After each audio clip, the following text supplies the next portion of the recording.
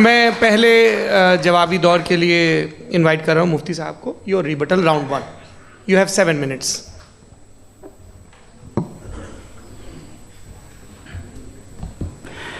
Thank you very much Javed साहब, आपकी बात को सुनकर बड़े महजूज हुए हम लोग। महजूज, do you understand? We enjoyed. Okay, अब थोड़ा सा लॉजिकली उसको हम लोग देखते हैं। दरअसल हम लोगों ने कल गुजारिश की थी मुफ्ती साहब से भी, जावेद साहब से भी, कि हिंदुस्तानी ज़बान आम फहम सबको समझ में आ जाए और जहाँ कहीं आप मुश्किल शब्द इस्तेमाल करें वहाँ बताते भी चलें। Thank you.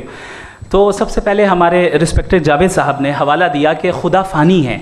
कितने मजहब आगे चले गए, किसी ने जुपिटर को खुदा माना, किसी ने किसी को माना। मैं कहता हूँ जिसने कॉन्टिंजेंट चीज़ को खुदा माना, गलत माना, वो खुदा ही नहीं, वो खुदा ही नहीं है। हम तो नेसेसरी बीइंग को साबित करने बैठे हैं, वो नेसेसरी कॉज जो इटरनल है, जो अबदी भी है और अजली भी है। हम किसी और को साबित करने नहीं बैठे। दूसरी चीज़ उन्होंने कहा कि फेथ एंड बिलीफ, ये एक ऐसी डेफिनेशन है फेथ की जो इन्होंने पहली मर्तबा पेश की है, या माफ़ कीजिएगा इन्होंने पहली मर्तबा पेश नहीं की है, रिचर्ड डॉकिंस ने पहली मर्तबा पेश की है। मुझे मालूम है ये सोर्स कहाँ से है। एपिस्टेमोलॉजिकली फेथ और बिलीफ का फ़र्क आप इस तरह नहीं कर सकते सर। फेथ सही भी होता है, गलत भी होता है। बिलीफ सही भी होता है, गलत भी होता है। जो लॉजिक, रीजन और एविडेंस से बैक्ड होगा वो फेथ सही होगा। और आप जिस फेथ की बात कर रहे हैं कि इलॉजिकल है और उसके पीछे नहीं है, तो we are on the same page. हम नहीं मानते उस फेथ को। जो फेथ ऐसा हो जिसके पीछे कोई लॉजिक ना हो, एविडेंस ना हो, हम नहीं मानते। हम तो उस फेथ के कायल हैं जिसके पीछे लॉजिक हो और एविडेंस हो। तो बिलीफ सही भी होता है, गलत भी होता है, फेथ भी सही होता है और गलत भी होता है। तो आज फेथ और बिलीफ के डिफरेंस पे बात नहीं हो रही है। आज आप चाहे फेथ एक्सेप्ट कर लें या बिलीफ एक्सेप्ट कर लें, आज ये बात होगी कि ट्रूथ क्या है। चाहे ट्रू बिलीफ सही है या ट्रू फेथ सही है, और फॉल्स फेथ क्या है और फॉल्स बिलीफ क्या है, बात इस पे हो रही है। दूसरी चीज इन्होंने पूछा, स्टुपिडिटी फिर क्या है? अगर फेथ रिलीजन स्टुपिडिटी नहीं है तो और क्या है? चूंकि फेथ का मुतालबा करते हैं तो स्टुपिडिटी क्या है? मैं कहता हूं स्टुपिडिटी एथिज्म है। उसकी वजह यह है कि आप एक सड़क पे जा रहे हो और आप किसी गार्डन में जाएं और देखें वहां लिखा है फूलों के साथ, I love Javed Akhtar and I really do, I love you sir. तो जब आप वहां पर पहुंचे तो वहां पहुंचकर अब ये बताएं, क्या आप ये कहेंगे वाह व्हाट अ नेचुरल सिलेक्शन? ये क्या नेचुरल सिलेक्शन है? नहीं, ये प्रिसाइजली डिजाइंड है, इसके पीछे डिजाइनर है। लिहाजा अगर कोई एक ऐसी कॉमन सेंस की बात को कबूल नहीं कर रहा है कि यूनिवर्स जो इतने प्रिसाइजली काम कर रहा है, हम कह दें कि खुद ब खुद बन गई, मैं समझता हूं इससे बड़ी स्टुपिडिटी और कुछ नहीं है। ये इरैशनल चीज है। फिर हमारे सर ने कहा कि आपने बॉल पे फोकस किया, आइलैंड पे फोकस नहीं किया। अरे आइलैंड को किसने बनाया यही समझाने के लिए तो बॉल की मिसाल दे रहा हूं। और बॉल भी कॉन्टिंजेंट है, आइलैंड भी कॉन्टिंजेंट है, दोनों नेसेसरी बीइंग का मुतालबा करते हैं। आगे इन्होंने कहा कि नेचर में कोई इंसाफ नहीं है। हम डिसाइड करते हैं कि मोरालिटी क्या होती है, इंसाफ क्या होता है। हम डिसाइड करते हैं, जैसे ड्राइविंग सीट में ट्रैफिक वाला, ये तो किसी खुदा ने नहीं कहा, ये है, इसे कहते हैं फॉल्स इक्विवेलेंस। ये एक लॉजिकल फेलेसी है। आपने जो है मिसाल दी ड्राइविंग की और ट्रैफिक की, ये सब्जेक्टिव मोरालिटी है। आप सब्जेक्टिव मोरालिटी को मिसाल बनाकर ऑब्जेक्टिव मोरालिटी के ऊपर नहीं थोप सकते। इंसाफ की ऑब्जेक्टिव मोरालिटी। अगर आप ये कहते हैं कि नेचर में इंसाफ नहीं है तो इंसाफ का न होना ये नेचुरल हुआ, तो फिर नेचर को नेचर रहने दे, क्यों हम इतना स्ट्राइव कर रहे हैं दुनिया में इंसाफ लाने के लिए? ये तो इलॉजिकल बात है, इरैशनल बात है। इसलिए बहुत सी चीजें ऐसी हैं जो ऑब्जेक्टिवली जो है इविल या गुड हैं, और बहुत सी चीजें ऐसी हैं जो सब्जेक्टिवली हैं। सब्जेक्टिवली जो मोरल होता है या इमोरल होता है उसको हम सोशल कंसेंसस से या पर्सनल प्रेफरेंस से डिसाइड करते हैं। लेकिन जो ऑब्जेक्टिव मोरालिटी है जिसमें इंसाफ आया, जो इन्होंने बार बार रिपीट किया, ये ऑब्जेक्टिव है, सब्जेक्टिव नहीं है। अगर आप कहते हैं ये सब्जेक्टिव है तो मेरा सवाल आपसे ये है, क्या सोशल कंसेंसस के जरिए अगर जुल्म को सही करार दे दिया जाएगा तो आप जुल्म को जस्टिफाई करेंगे? दूसरी चीज इन्होंने ये कहा कि 2 पैक शराब पी लें तो वो उतने पे नहीं रहता, बढ़ जाता है। यही मामला मजहब के साथ है। 2 पैक आप पी लें बढ़ेगा। तो ये एक ऐसी मिसाल है, इसको कहीं भी फिट कर लें कि आप एथिज्म पे जब फिट करें, जब आप 2 पैक एथिज्म का लेंगे ना तो वो बढ़ बढ़ के नॉर्थ कोरिया बनेगा। Thank you.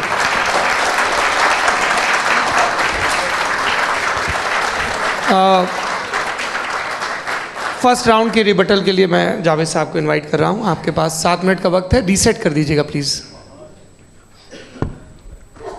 मुझे इस बात की खुशी है कि मुफ्ती साहब ने भी मान लिया कि नेचर में कोई इंसाफ नहीं है।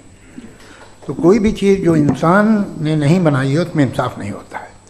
एक बात मैं आपसे अर्ज़ करूँ, ज़रा पता लगा लीजिएगा, ये जो आप बाग में जाते हैं बेहद खूबसूरत फूल देखते हैं ना, इनमें से कोई नेचुरल नहीं है। ये सारे फूल क्रॉस करके बनाए गए हैं। जो जंगल में फूल होते हैं नहायत मामूली होते हैं, ये फूल इंसानों ने बनाए हैं। जो आप बाग में देख के वाह वाह कहते हैं, ये इंसानों के बनाए हुए हैं। डिफरेंट फूलों को क्रॉस करके, डेवलप करके, फिर क्रॉस करके इस तरह से बनाए गए। नेचुरल फ्लावर नहीं। किसी जंगल वीरान में जाके आप गुलाब के फूल नहीं देखेंगे। ये सब बनाए हुए इंसान ने, बहुत से काम इंसान ने किए। बाकी है कि आपने मेरी एक बात का जवाब नहीं दिया, जिससे मुझे शिकायत है कि फेथ क्या है और आप फेथ मांगते क्यों हैं मुझसे। आप तो लॉजिकल हैं, आपके पास तो सारे रैशनल्स हैं, आपके पास सारे सबूत हैं, तो आपको फेथ की डिमांड क्यों करते हैं कि भाई तुम सरेंडर कर दो और सवाल मत करो। कोई मजहब सारे सवाल करने की इजाज़त नहीं देता है और मना करता है कि ज़्यादा सवाल ना करो, बहक जाओगे तुम। आप क्यों रोकते हैं? हकीकत यह है कि इंसानी तारीख क्या है। इंसानी तारीख ये है कि दुनिया में 2 तरह के लोग हुए हैं। एक वो जिन्होंने अपनी लाइल्मी की परस्तिश की है, दूसरे वो जिन्होंने अपनी इग्नोरेंस या लाइल्मी से झगड़ा किया है और मालूम किया है कि क्या है। ये जो आप कह रहे हैं, आज आप हैरान हैं कि भाई ये यूनिवर्स कैसे बनी। लोग हैरान थे कि सूरज डूबता है तो इधर से कैसे निकलता है। और आप एक कदम जाके हमेशा का मानने को तैयार है, एक कदम पीछे ही मान जाइए। भाई आप इसके बाद जाते हो, कहते सवाल ना करना कि ये कहाँ से आया, ये पावर तो हमेशा से हमेशा रहेगी। तो आप यूनिवर्स के बारे में मानने में क्या तकलीफ है? एक कदम पहले रुक जाइए। ये हमेशा से थी या नहीं थी हमें मालूम नहीं है। और ये कहना कि हमें मालूम नहीं है, कमाल ये है कि दुनिया के सारे मज़हब सब जानते हैं ये दुनिया कैसे बनी थी, कैसे मिटेगी, मरने के बाद क्या होगा, इनको सब इल्म है। इनको किसी को डायनासोर होते थे पहले ये नहीं पता था, किसी को नहीं पता। किसी भी दुनिया की मजहबी किताब में डायनासोर का जिक्र नहीं है।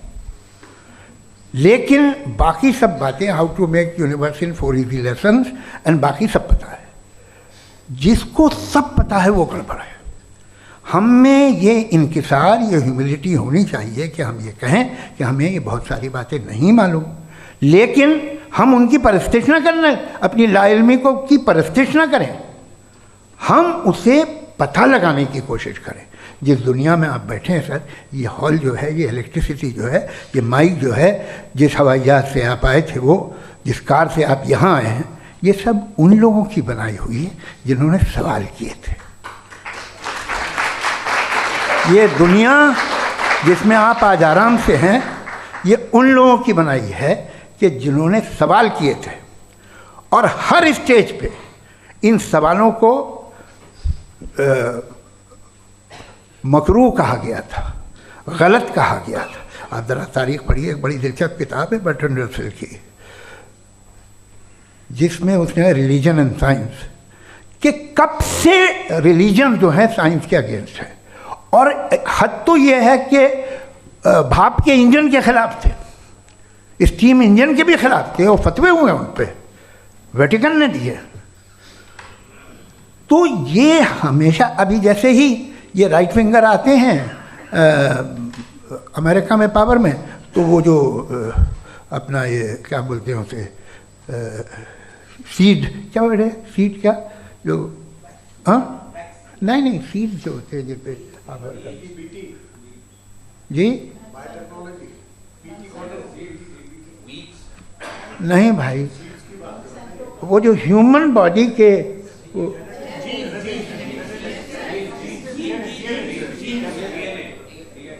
उस पर रिसर्च बंद हो जाती है, रिपब्लिकन नहीं करने देते। अरे भाई इतना डर क्या है तुम्हें? एक ज़माने में बहुत नाराज़ थे ये सारे मजहबी लोग कि ये इंसान तो इंसान बनाने की कोशिश कर रहा है। आपको क्या तकलीफ भाई, बना ले तो बना लेने दो, ये खौफ क्या है? और ये सब आज जो आप कह रहे हैं नामुमकिन है, ये कैसे हुआ, मुझे एक किस्सा याद आता है। जब मैं छठी क्लास में था तो मैं मैथमेटिक्स में बहुत वीक था, तो एक टीचर रख दिया गया, उसने 1 2 3 4 5 6 7 तो सिखा दिया मुझे। वो दिन मैं भूल नहीं सकता हूँ मुफ्ती साहब, जिस दिन उसने ये बताया कि 1/2 क्या होता है और 3/4 क्या होता है, मुझे ऐसा लगा कि मेरा सर बीच से फट जाएगा। ये आदमी कह रहा है कि जो दीवार के अंदर जाओ वॉक करते हुए। आज हंसता हूँ मैं इस बात पे। तो आज जो बातें आपके जहन से बिल्कुल परे हैं और आप हैरान होते हो उन्हें देख के, एक वक्त आएगा कि मामूली लगेंगे। और हुआ है, आपकी इंसानी तारीख ही है।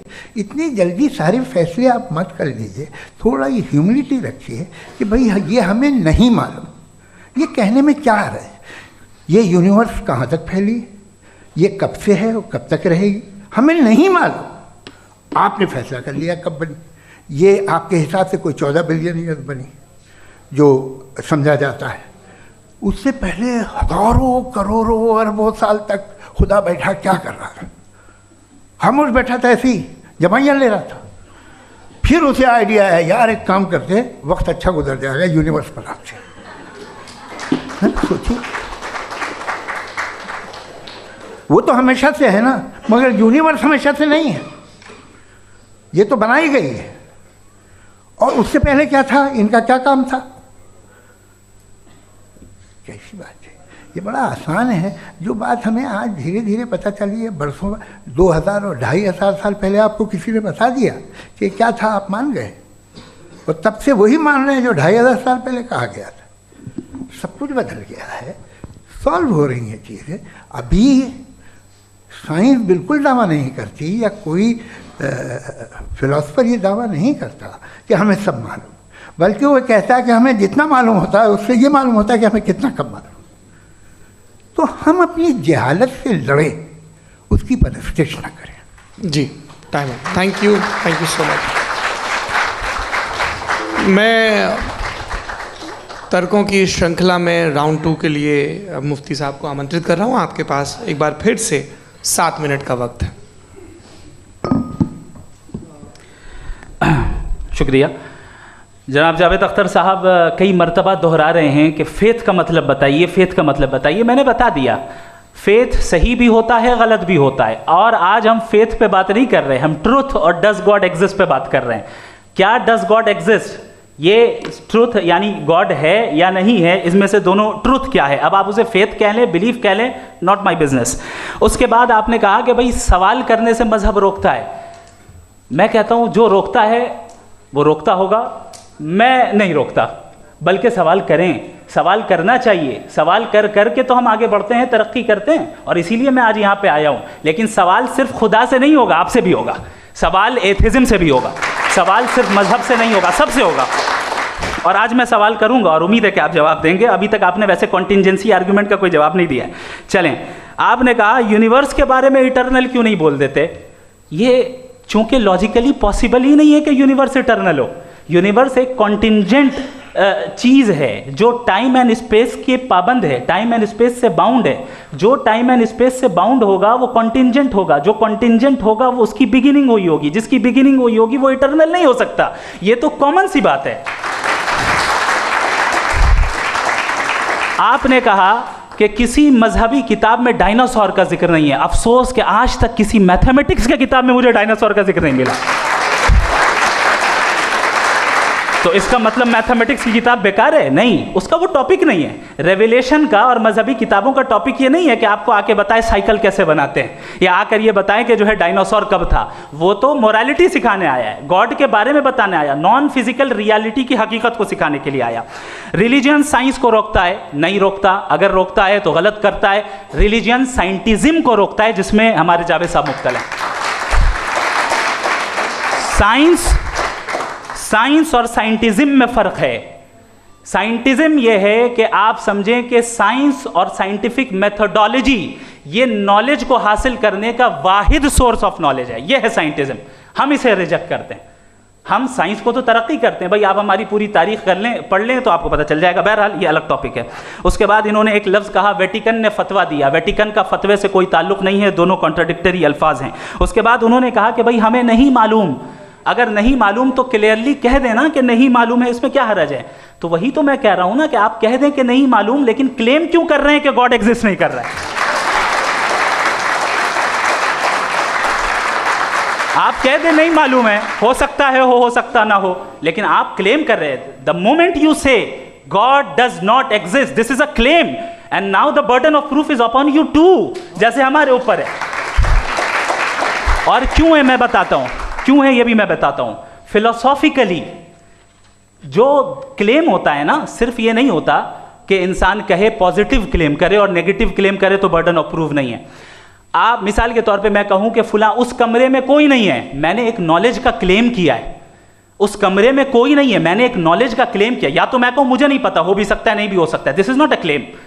लेकिन जब मैं कह रहा हूं कि वहां कोई नहीं है या मैं कह रहा हूं वहां कोई है, दोनों क्लेम है और दोनों के ऊपर बर्डन ऑफ प्रूफ है। हमारे ऊपर भी बर्डन ऑफ प्रूफ है, मैंने कंटिजेंसी आर्ग्यूमेंट दिया, इसे तोड़कर दिखाइए। आखिरी चीज इन्होंने कहा कि खुदा दुनिया बनाने से पहले 150 साल पहले या करोड़ों साल पहले क्या कर रहा था। अरे हजरत, चलें बहरहाल मैं जवाब दे देता हूं, आप हमारे रिस्पेक्टेड पर्सनालिटी हैं, अगर आप नहीं होते तो मैं इसे एंटरटेन ही नहीं करता। टाइम, ये 100 साल पहले या 100 साल बाद, पहले बाद में अभी, ये वो अल्फाज हैं जिनका ताल्लुक टाइम से है। टाइम शुरू ही हुआ है यूनिवर्स की बिगिनिंग के बाद, तो उसके पहले खुदा क्या कर रहा था, सवाल इलॉजिकल है, ये फेलेसी है। यानी आप ये कह रहे हैं कि यूनिवर्स के बनने से पहले खुदा क्या कर रहा था, टाइम के बनने से पहले, पहले का ताल्लुक टाइम से, टाइम उस वक्त था ही नहीं, तो ये सवाल ही इनवैलिड है खुदा के ताल्लुक से। दूसरी चीज, आर्ग्यूमेंट ऑफ कंटिजेंसी जो मैंने आपके सामने पेश की है, आपने बार बार ये प्रूफ किया और ये कह रहे हैं कि गॉड ऑफ गैप्स। देखिए पहले नहीं मालूम था, साइंस ने कर दिया। सिंपल की मिसाल से मैं समझा देता हूं। जिस गैप्स की आप बात कर रहे हैं ना, साइंस उन गैप्स को जिन चीज के जरिए भी प्रूव करेगा वो कॉन्टिंजेंट ही होगा, अब चाहे वो फोर्स हो, मैटर हो या एनर्जी हो। लिहाजा सवाल हमारा उस वक्त भी वैलिड होगा जब तक कि आप नेसेसरी बीइंग पे ना आ जाएं, और इन्फिनिट रिग्रेस पॉसिबल नहीं है of causes in practical world, तो जाहिर है कहीं रुकना पड़ेगा, जहां रुकेंगे वही खुदा है। दूसरी चीज, आपने ये कहा, क्या कह रहा था मैं, किस पॉइंट को? What? Oh no, after that. Just now. हाँ, जहां रुकेंगे वही खुदा है। बहरहाल, तो टाइम का जिक्र हो गया, गॉड ऑफ गैप, सॉरी, या इसकी एक मिसाल आप ले लें। एक कार है, एक साहब ने देखा कि भाई कार जो है उसके व्हील्स कितने अच्छे लगे हुए हैं, सही जगह पे, स्टीयरिंग जो है कितने अच्छे जगह पे लगी हुई है, और सीट्स कितने वेल डिजाइंड है, कितनी प्रिसाइजली ये कार काम कर रही है, तो जरूर कोई ना कोई इसे क्रिएट किया है, किसी ने क्रिएट किया है। अब जावेद साहब आए और कह रहे जनाब बोनेट खोलिए, इसमें इंजन है, इंजन इस कार को चला रहा है, hence prove no one has created the car. This is illogical, this is irrational. आपने इंजन के जरिए उस गैप को तो साबित किया, लेकिन क्या उससे कार की जो क्रिएशन है और उसका जो क्रिएटर है ये इम्पॉसिबल हो जाए, ऐसा पॉसिबल है? उसका सवाल खत्म हो जाए, ऐसा पॉसिबल है? नहीं। आपने गैप्स को फिल करके, कॉन्टिंजेंट चीजों से गैप्स को फिल करके हमारे ऑब्जर्वेशन को और ब्रॉड कर दिया। अब हमें और पता चल गया कि ये जो कार है इसका सिस्टम कितना ज्यादा कॉम्प्लेक्स है। पहले कम समझते थे, अब कॉम्प्लेक्सिटी और ज्यादा वाजे हो गई। अब हमें समझ में आ रहा है कि हमारी सर्टेनिटी और बढ़ गई कि जरूर इस कार को किसी ना किसी ने बनाया। यही मामला यूनिवर्स का है। साइंस हमेशा फिजिकल वर्ल्ड की चीजों को ही फिल करती जाएगी और फिजिकल चीजों से ही करती जाएगी, चूंकि एम्पेरिकल एविडेंस का ताल्लुक फिजिकल वर्ल्ड से है। आप साइंस के जरिए मेटाफिजिकल रियलिटी को कभी साबित नहीं कर सकते। ये रॉन्ग टूल का इस्तेमाल करना है। ये वही काम है कि आप मेटल डिटेक्टर से प्लास्टिक डिटेक्टर करने चलें, जो कि जाहिर है सही नहीं है। Thank you.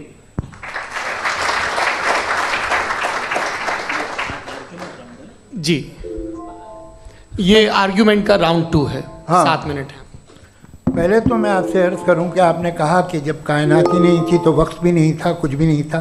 कैसे नहीं था? खुदा था, एक एग्जिस्टेंस तो था ना खुदा का। तो जब खुदा था तो वक्त भी होगा। ऐसा नहीं है कि कुछ भी नहीं था, खुदा था। अच्छा, बाकी एक आपने कहा साहब आप साबित कीजिए, आपके पास भी लॉजिक है या मेरे पास भी लॉजिक है, आप साहब, मेरा जिम्मेदारी नहीं है साबित करना कि खुदा है।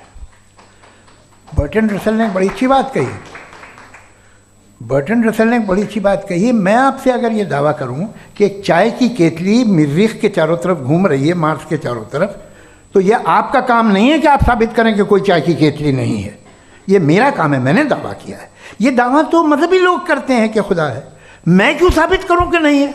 जब तक आप मुझे कन्विंस नहीं कर देंगे मैं नहीं मानूंगा। आपकी जिम्मेदारी है, मेरी जिम्मेदारी नहीं है।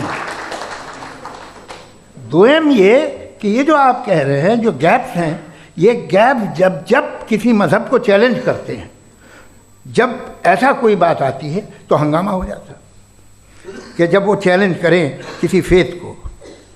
ये तमाम साइंस जो है इसे मुख्तलिफ जगहों पे मुख्तलिफ वक्तों में मज़हब ने रोकने की कोशिश की है। ये किताब है religion and science, Burton Russell की, पढ़िएगा, अच्छी लगेगी आपको। तारीख़ ही है साइंस, मज़हब की साइंस से उसका यही रिश्ता है। अच्छा, अब ये हम सोचें कि बहरहाल ये वजूद जो है मज़हब और ये बिलीव इन गॉड इंसान को बेहतर बना देता है, तो एक काम कीजिए, हिंदुस्तान वर्ल्ड का नक्शा लीजिए और मार्क कीजिए कि रिलीजन कहाँ कहाँ ज़्यादा है, कहाँ कहाँ, चाहे वो लैटिन अमेरिका हो या मिडल ईस्ट हो या फार ईस्ट हो या हिंदुस्तान के वो इलाके जहाँ मजहबियत ज़्यादा है। रख दीजिए नक्शा अलग। अब दूसरा नक्शा कि कहाँ कहाँ नाइंसाफ़ी, रिप्रेशन, औरतों के हुकूक की पामाली, जुल्म, डिक्टेटरशिप कहाँ है, नक्शा एक ही होगा। तो आप मुझे बताएं कि जो इसका तरकीब इस्तेमाल क्या है, खुदा का तरकीब इस्तेमाल तो बताइए। आप छोटी सी दवा सड़क पे बेचते हैं, उसकी भी तरकीब इस्तेमाल बताते हैं। इसके इस्तेमाल से तो फ़ायदा नहीं हुआ किसी को। जो सारे के सारे ख़राब मुल्क हैं, ख़राब समाज है, वो सारे जुल्म खुदा के नाम पे करते हैं। वो गलत करते हैं, सही करते हैं, मुझे क्या लेना देना उससे। इस्तेमाल से मालूम होता ना। एक विस्की की बोतल कभी शायद देखी हो आपने, लाल रंग की होती है, उस पर रोशनी वोशनी पड़े, इंतहाई खूबसूरत लगती है, क्या बिगाड़ रही है किसी का? उसका इस्तेमाल गलत है, इसलिए आप उसे नापसंद करते हैं। इसका इस्तेमाल गलत है, इस तसव्वुर का इस्तेमाल ही गलत है और हमेशा से गलत हुआ है। आप देख लीजिए, इंसानी तारीख देख लीजिए, आज देख लीजिए, हिंदुस्तान देखिए, दुनिया देख लीजिए, क्या हो रहा है। इसे कैसे इस्तेमाल कर रहे हैं फेथ वाले लोग? क्या फेयर हैं, जस्ट हैं, जो अपने खुदाओं पे यकीन रखते हैं? वो किस तरह के लोग हैं? वो लोगों को इंसाफ देते हैं, वो बेहतर इंसान बने। तो इस दवा का फ़ायदा क्या है? चलो बहुत फ़ायदा हो रहा तो मैं इस्तेमाल कर लूँगा, मैं मुझे तो इस दवा का कोई फ़ायदा दिखता ही नहीं। मुझे तो ऐसा लगता, मैं एक और बात बताऊँ, अगर कोई आदमी मजहबी है और अच्छा आदमी है तो मैं उसकी बहुत इज्जत करता हूँ, इसलिए कि मेरा ख्याल है मजहबी आदमी का अच्छा होना मुझसे अच्छा होने से ज़्यादा मुश्किल है। भाई हर चीज़ की एक लिमिट है। आप इतना भाग सकते हैं, इतना नहीं भाग सकते, इतना वज़न उठा सकते, इतना नहीं उठा सकते, इतना दूर देख सकते हैं, इतना दूर नहीं देख सकते। उसी तरह कॉमन सेंस कहता है कि आप में नेकी का भी एक कोटा होगा। अब आप अगर सुबह जाते हैं अपनी इबादत गाह और इबादत करते हैं तो बाहर निकलते हैं तो आप तो यही महसूस करते हैं कि आपने एक बहुत अच्छा काम किया, आपकी नेकी का एक बहुत बड़ा कोटा खर्च हो गया जिससे किसी का कोई फ़ायदा नहीं हो। मैं तो नहीं जाता हूँ तो मुझे तो किसी को खाना खिलाना पड़ेगा, किसी बेवा की मदद करनी पड़ेगी, मैं अपना कोटा कैसे कंज्यूम करूँ? आप अपना कोटा सारे मजहबी लोग इंतहाई यूजलेस कामों में यूज़ करते हैं। उसके बाद भी अगर आप में बच्ची है थोड़ी सी शराफत तो भाई वाह क्या बात।